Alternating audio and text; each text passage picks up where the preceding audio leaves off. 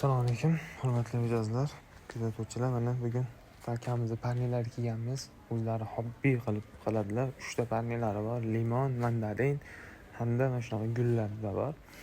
Hop, hozir bitta qilib bergan ishimiz, bu tarafda limonlar bor. Limonlarga tomchilab sug'orish tizimlarini o'rnatib berganmiz. Bonusda hamma yoqlari bo'lgan.